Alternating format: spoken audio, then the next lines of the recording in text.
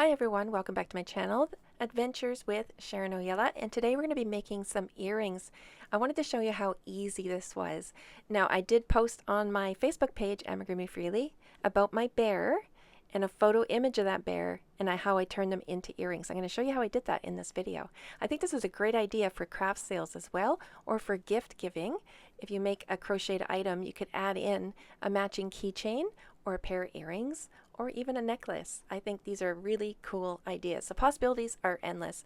And then you could take precious memories, like this photo here I took myself of Mount Rushmore. Actually, I have a video of that trip. If you want to see that video, I will link it in the pinned comment below. I just uploaded it before this one.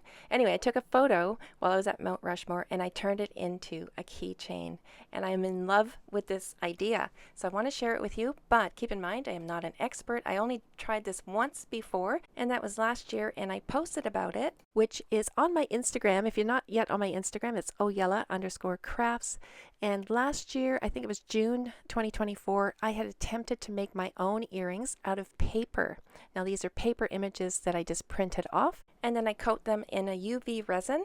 This is the resin that I got off Amazon. You can get different brands. The only reason I got this one is because I think it was the cheapest. There was no mixing or measuring. You just pour it straight out of the bottle. And apparently it's not supposed to be toxic. However, I would still follow safety precautions when working with resin. All your windows open, have a fan going, even better if you can work outside. Use the gloves that they provide. I don't do that in this video just for the sake of the video, but there are gloves provided. You always want to make sure that you're protecting your lungs and your skin when working with resin, even if it claims to be non-toxic. Alright, I'm going to be putting a supplies list in the pinned comment below, but we are going to need images to work with. Now, I printed some off on my computer and I'm going to show you how I did that. However, you can use whatever image you have on hand. You could get images out of a book, a magazine, or even draw your own image, and then we can cure it with a resin, okay? Please keep in mind, I don't know how to resize images. I haven't figured that out yet. I'm actually not technically up there. But I have figured out a way to get images to the size that I want them through, and it was through trial and error. And I'm going to walk you through what I did to get the images to the size that I got them.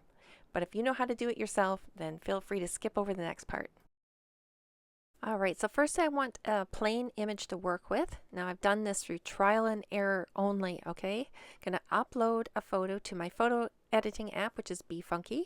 You can use whatever app you want to use, and I'm going to make this a plain image with a white background. So I'm going to remove the images off of there, and I'll just make this brush very large, and then just a few swipes to get everything off that image. And then I want to change the background to plain white, so find white there, and then hit apply and save. There we go. Now we have a plain background, but I want to change the size, and I'm going to make it a YouTube thumbnail size because that's what I was working with when I first started printing images off, and it worked very well for me. That's the only reason I'm using these measurements. It was again through trial and error. So this is going to be 1280 by 720 pixels. And now we're ready to start uploading our images that we want to use for earrings or keychains. And I'm going to be putting them on as graphics over top this plain white background. So I'm going to click on graphics, and I'm going to upload a photo from my computer. So I want to use my own photos, but I also want to use a couple of images off Google. So I'm going to type in red cap mushrooms, clip art free. Then I'm going to click on images, and I'm going to find the image that I want, which is right there. And I'm going to save that to my computer. I'm just going to right click and save to my downloads. And then I'll head back over to BeFunky and I'll upload that image as a graphic. And then I'll find the image on my computer. There it is. And now I will put that right over top my plain image and isolate the one mushroom that I want to print off. Alright, so I'll remove all the surrounding mushrooms. And now I'm just going to bring this down to a size that I think will work. Now again, this was just trial and error. I just printed off a few and I thought, yeah, that will make a good size earring. Now I'm going to duplicate that so I have exactly the same size earrings. Let me show you that again with one of my crochet patterns here. So I've uploaded a photo of a teddy bear. I'm going to reduce it to the size that I think will work, so you can bring it up larger or smaller, and right about there. And again, trial and error for me. Once I have that image figured out, like that size, now I'm going to duplicate it. Okay, don't duplicate it until you have the size. That way you'll have the exact same size earring. Duplicate that. Once it's duplicated, I will flip the duplication only. That way they have mirror image of each other. See how the bears are now looking in the same direction? In this way, you can also have a mirror image where you can glue them back to back, and then you have an image on the front and back. I didn't do it that way, but I flipped the duplication so I have a left and right earring. So I flip it, see how their faces are now looking at each other.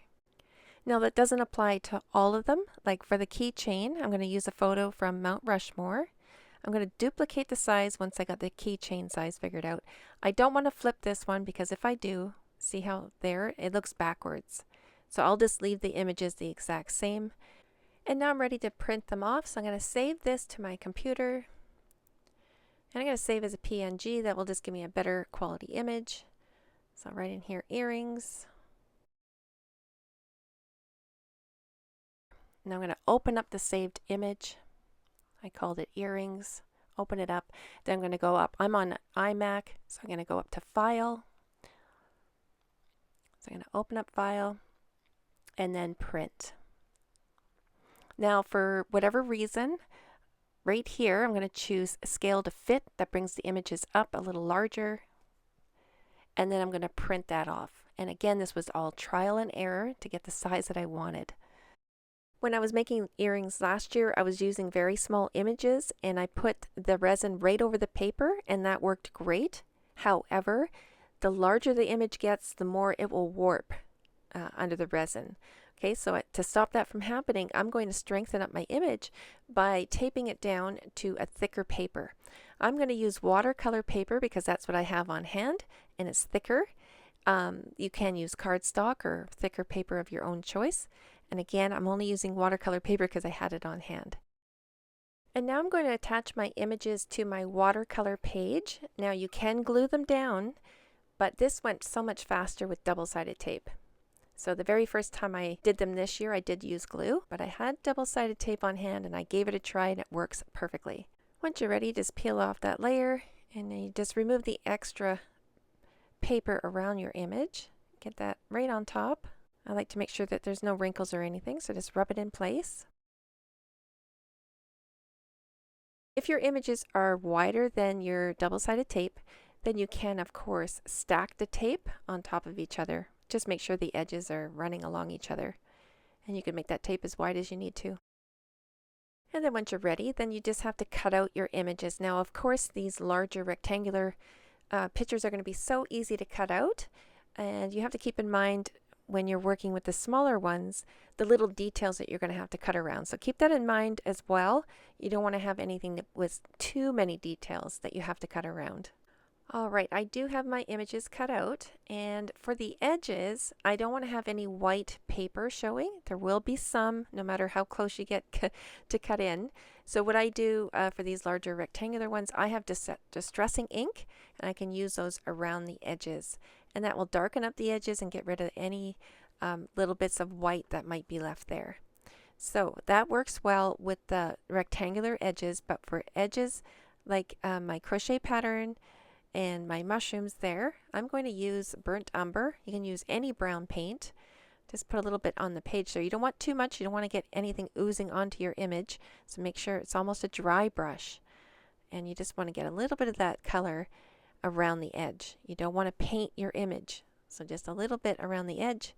I'm just touching lightly with my paintbrush. This, I find, gives the image a bit of depth as well. Just kind of shadow out the very edge, the very outer edge. Alright, with those shadowed out, now I'm going to cut a piece of this sandwich baggie and I'm going to lay this over a piece of cardboard. Now I found that the resin will not stick to a sandwich baggie. I've tried wax paper and parchment paper. In both of those, the resin stuck a little bit too. And I'm just taping down the plastic so there's no wrinkles in the plastic as my piece cures.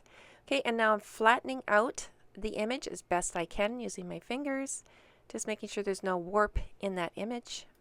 And now using a toothpick, I'm going to hold the image down. I just dragged it away from the center there. I'm going to spread that UV resin in an even coat over the entire surface, getting it all to the edges, a nice even coat, using that nozzle to spread it out a little bit. Now these smaller images are easy to do. You don't really have to worry too much about bubbles and stuff, but you want to make sure that there is no bubbles in there. And I'm just using a toothpick to get it to the edge. I could see in the light that it was missing there. Now I'm just going to drag it to the center here. There we go. And now I'm going to place the light over top and plug that in. And now set the timer for 5 minutes. Alright, the timer has gone off and we have a great little image there. And I'm just flattening it out. You want to do that with the first coat of resin. It might have a little bit of warp. You can flatten it out easily with your fingers. I'm just checking the edges, make sure I don't have anything sticking out. If I did, I would just take an emery board and sand the edges.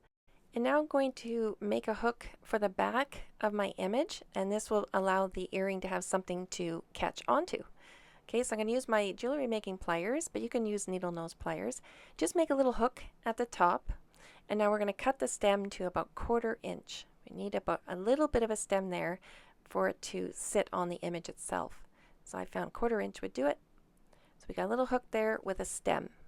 And that stem is going to be cured to the back of the image. So if I was going to put it on this little mushroom here, on the back of this one, I would want to make sure that the bottom of the hook, there's a little bit of a space between the bottom of that hook and the top of the image so your earring can slip on there nicely, or easy. Alright, so back to the bear. Now we're going to cover him with the resin on the back side. Again, making sure you spread it all out evenly, right to the very edges. Now I'm going to drag this back to where I'm going to cure it. And now I'll find my little hook, lay the stem in the center of the head, and now I'll just rearrange it with my toothpick to make sure it's straight. And that I have that space between the bottom of the hook and the top edge of the image. And once that's all done, I'll put a dot of UV resin over the stem itself, just to ensure that it stays in place. Alright, now I'm going to cure that for 5 minutes. And there we go. 5 minutes has gone by, and let's check it out. Oh, it's perfect. Now I can slip my earring on there. And before we do that, I'm just popping in with a quick edit, just so you have a good idea. When you pop your earring on there, you want to make sure that the hook is facing the right way. I didn't show that in the original there. So I'm going to take that off, turn that hook around, and then place it on there. Now the hook is facing the right way, and when I place it on my ear, then the image is facing outwards. So you just want to make sure you have that figured out before you close off the bottom. Also, in the next clip, I'm going to be putting the earring on the bear before I paint the back of the image. You don't have to do it that way. In fact, you could paint the image, add your coat of resin, and then put your earring on. So just think about that when you do your own. There we go, and now I'm going to pinch that hook closed with my pliers so that earring will never come off of there. And there we go, that is done. Now the next step I'm going to do, I'm going to paint the back of these earrings. This will cover up the wire that I have there. It will also just finish off the earring quite nicely. Now the first coat of paint is going to smear a little bit, so you'd have to put it on very gently because it's going over cured resin. But once that's dry, then the second and third coat of paint goes on beautiful. Okay, and then once all that's dry, then you put on a coat of resin and let it dry, or let it cure for 5 minutes. And there we go. I thought these turned out beautiful. I love the fronts and backs. I think they just look perfect, and they have the perfect amount of thickness to them. I think so anyway. Alright, so I'm going to show you the gnomes that I did the exact same way I just did the bears. And now I just finished curing the back of the first layer of resin, and I noticed that it came around to the front and also oozed out over the edges there. Now I'm just going to cut off the edge of the resin that's sticking out. Very easily done. Now I'll just take my emery board on the fine side, I'll sand what's left on the edges. And now I'm sanding off what floated around to the front. And when you're doing it yourself, you'll see what you need to sand down. And I'm wiping in between to make sure I get all of the extra resin sanded off. Once that's done, you take a wet cloth, make sure you get rid of all the dust, and then dry your piece.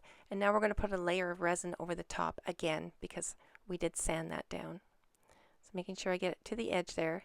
And now because I did the one piece with the extra resin, you want to do the other one even though you don't need it, because it will thicken up the piece and you want them to be the same thickness. And I'm not touching the resin with my fingers, guys. I have my fingers holding on to the wire. All right, so let's take a look at these once they're done. I did do 3 coats of cream colored paint on the back. And once that cream colored paint was dry, I went around the front with my fingernail and just made sure I scraped off any paint that was showing. And then I did do the outer edges with brown paint again. And then once all that was dry, then a coat of resin on the back. All right, now I'm making the keychain, and you can see both images. I've painted the backs brown around the edges, and that's just to eliminate any white showing through. So once I glue these together, I don't want any white showing through around the edges. So I just painted that brown. Now I added my glue, and I want to make sure I spread that glue across evenly over the entire surface, so there's no dry spot left there at all.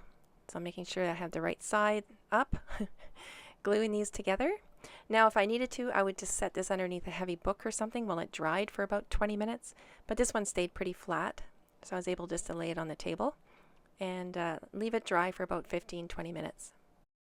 Alright, now that is dry. I've poked a hole in the corner using my awl, and I noticed that it raised up a little bit of the section around the hole itself. The paper was raised up enough to create a little wall that will keep the resin out of that hole. That's what my hope was anyway. And so I didn't want to squish that paper down. Once I put my awl in there, I could see that little raised bit there. I'm going to leave it as is, and I'm going to pour the resin all around there, but not in the hole itself. So I'll spread a nice even coat of that resin all around, using the nozzle to push it right to the edges. Now on this one I did notice there was a couple of air bubbles that I could see in the surface, so I just took a pin and just popped those very gently. Alright, now that's done. I'm going to leave this under the lamp for 6 minutes just because there's a bit more resin on this piece. So I gave that 6 minutes, and that worked great. I just instantly went to flattening out. There was a little bit of a warp there. I noticed when I did flatten it out on that side that this side here gave me a little bit of a wrinkle in the paper. So I was a little bit worried about that wrinkle right there. So I just laid it on the table and flattened it out as best I can. So it's probably best not to bend these larger pieces before you cure the back. I don't think it would have stayed warped had I cured the back before I tried to flatten it out. So another thing to keep in mind as you're doing your own.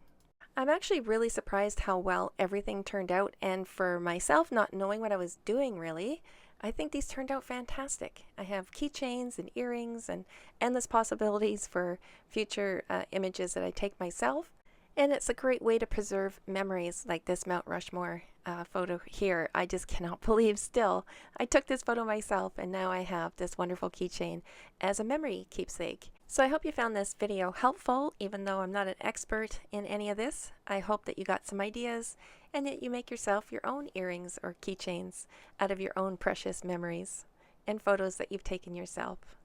Thanks so much for watching, and we'll see you in the next one.